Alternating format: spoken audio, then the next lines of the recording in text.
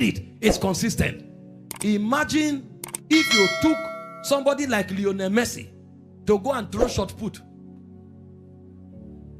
He will be the worst in the tournament. Meanwhile, this is arguably the greatest footballer. I'm using natural things so it will come home.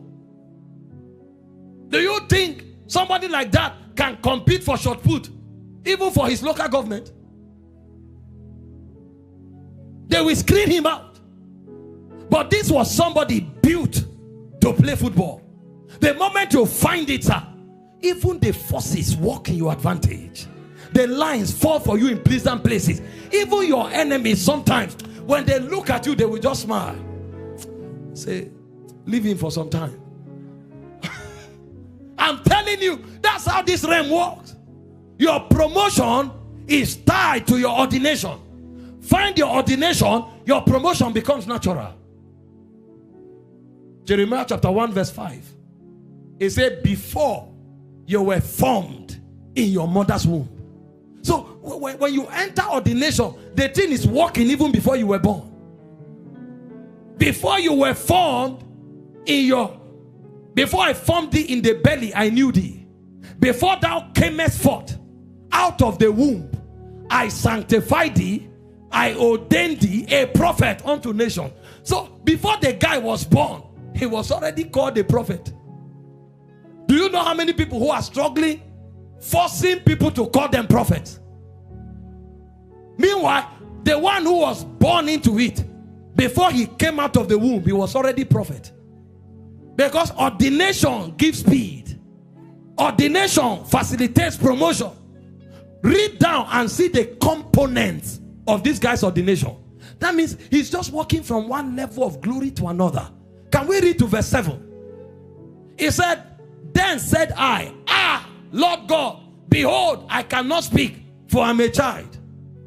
Are you seeing legitimate reasons? See God's response.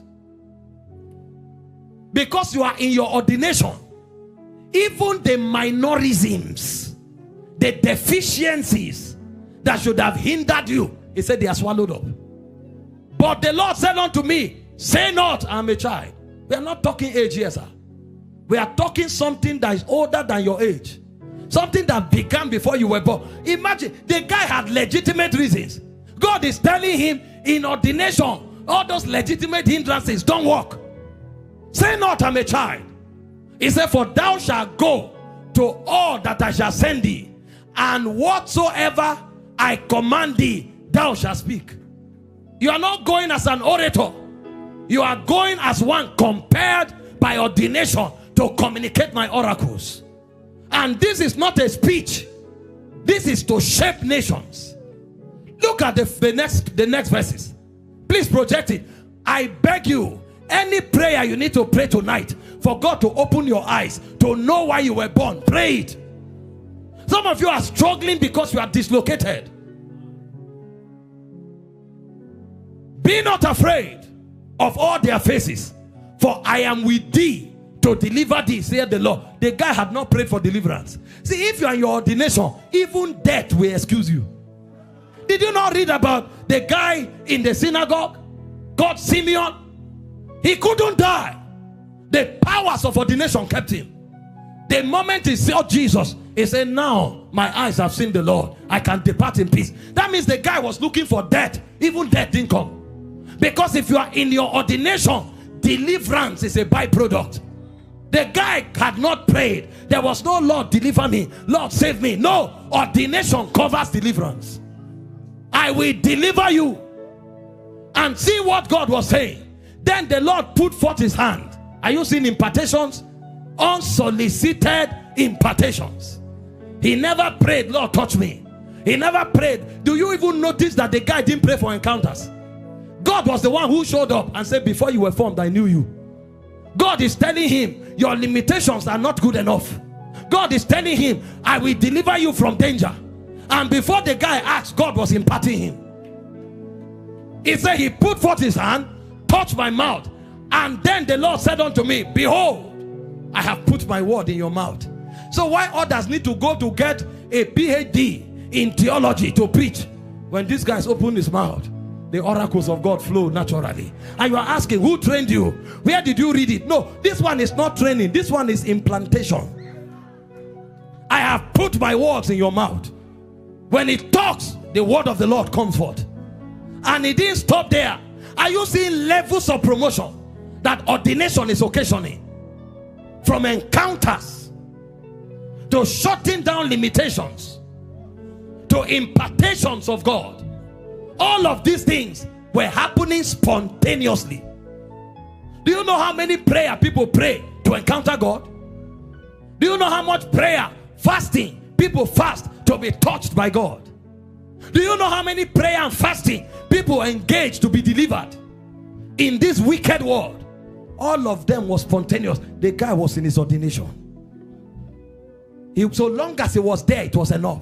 He says, see, I have this day set thee over nations. It's not, Lord, open the gate of America. Lord, open the gate of Congo. Augusta, is in your ordination. If it is there, go and sleep. The door will open on its own accord. It will open. I have set thee over nations and over kingdoms, to root out, to pull down, to destroy, to throw down, and then to build and to plant. So the nations people are begging to enter, he uproots, he plants, he builds. What level of authority is that? Ordination. Some of the nations you people are begging for God to open the door for you to enter. They should welcome you as a king. But you see, what will put that throne on you is your ordination. Don't run to a nation as a lizard when you should enter as the king of the animal kingdom. Don't go to a nation as a beggar when you should enter as a prince who has inherited thrones. I'm not saying be inactive, but I am saying find your ordination. There are few nations of the world I will enter today and ask for accommodation and ask for food. There are few nations of the world I will enter today and be stranded. There are few, too few to number. If I step into any nation, I don't need to do flyer that I'm coming. If I just say I am here, people will beg to look for my contact, to trace me there. And trust me, there are less than 10% who will come without something to honor me. It's not about skin color. It's not about age. It's ordination. Find yours and see the way God will shift you. Even you will be shocked. Those who travel with us will tell you, sometimes you just enter the lounge for 1 hour. Somebody else is traveling and intersect you. They empty all their pocket. To them, their life has been made for God to permit their path to cross yours. And then you are looking at yourself. Me? This tiny creature? What is going on here? They are not seeing you, sir. They are seeing the weight of your destiny. They are seeing the crowns of your ordination. They are seeing the powers of your calling. The powers of your calling. You are not weak. You are not helpless. You are not useless. You have just not found your ordination. And I'm not saying all of us are preachers. Find what God planned you to be. You can be an artist celebrated by kings of the earth. Artist.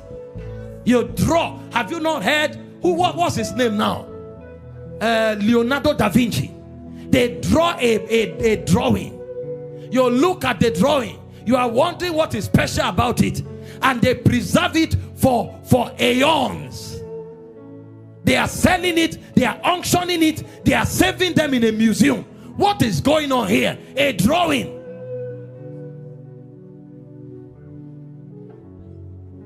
It's called ordination. It's called ordination. There are some who are freedom fighters. The guy gave a speech, I have a dream, and shut down the nation. The other time I was searching 7 men that changed the world. 7. I saw Jesus number 1. Of course. Even the foolish know that one is uncontestable. Even the atheists know. I saw the master as number 1. But guess what? Guess what? I saw Martin Luther King. Why? One speech. I have a dream. He turned the world upside down, gave the black people their heritage, changed the fortune of America, and America changed the world. He was erected like a memorial because he found his ordination, delivered a speech, and risked his life for his beliefs. Guess what?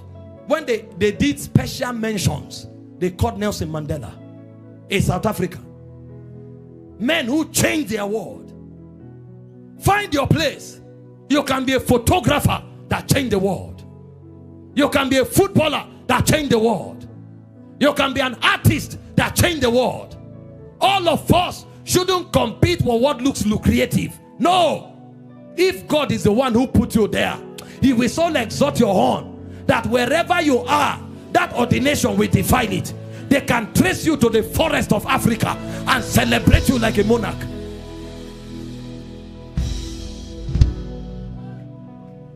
Ordination. Find yours. Is the first secret of promotion. See, when men enter the ordination, God is predisposed. It's like something is pushing God to move them. Pushing him. Look at what happened between God and Jeremiah. Without asking for encounters, he shows up. Before you were formed in your womb, your mother's womb, I knew you. I have ordained you to be a prophet. He didn't stop there. The guy complained, I have weaknesses. Forget about them. Don't mention them again. He didn't stop there. He went ahead, touched his mouth. I have imparted you. My word is in you. He didn't stop there. Go and approve nations. Go and plant nations. What's going on here? Rapid successions.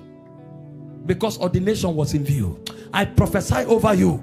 Anything that has hid your ordination from you, they are removed from your eyes now.